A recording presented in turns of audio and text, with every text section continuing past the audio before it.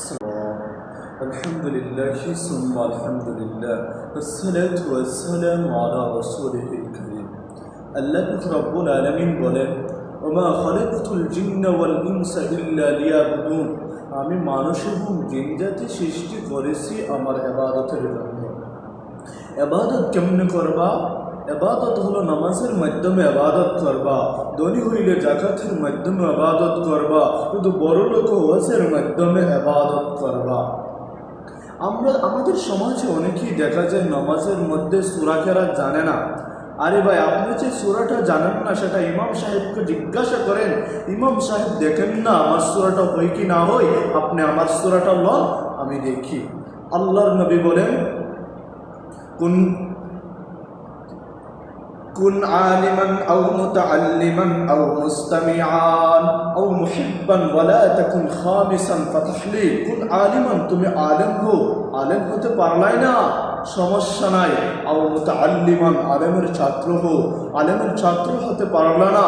আও মুস্তামিআন, তুমি আসলে আলেমের কথা মেনে চলো, কথাও মানতে পারলা না। আও মুহিব্বান, আলেমকে মুহাব্বত করো।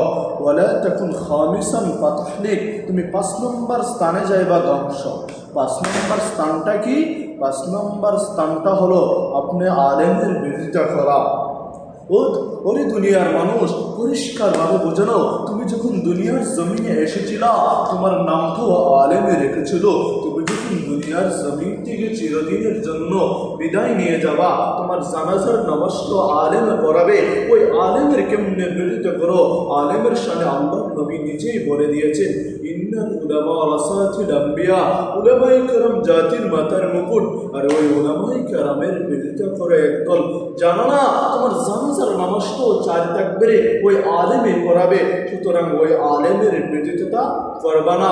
এই জন্য বলছিলাম ভাই, বন্দা যখন নামাজে দাঁড়ায় বলে আল্লাহু আকবার, আল্লাহ বলেন দেখ না রে বন্দা, আমাকে বলছে আমি নাকি সর্বপেক্ষা বড়, সব ডিপার্টমেন্টে বড়। বন্দা যখন নামাজে দাঁড়ায় বলে আলহামদুলিল্লাহ, আল্লাহ বলেন দেখ না রে ফেরেশতারা, আমি নাকি সকল প্রশংসার মালিক। তখন আল্লাহ বলেন ফেরেশতাদের কি, ওরে ফেরেশতারা, তারা কি আমার জান্নাত দেখছে? ফেরেশতারা বলে না। তারা কি আমার জাহান্নাম দেখছে? বলে না।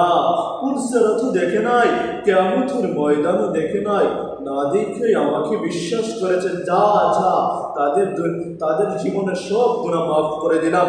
এই জন্য বলি ভাইয়ারা আমার, আপনারা নামাজটা পড়বেন আর ইমাম সাহেবদেরকে জিজ্ঞাসা করবেন, ইমাম সাহেব আমার সূরাটা হয় কি না হয় দেখবেন, মালিক যাতে আপনি আমাকে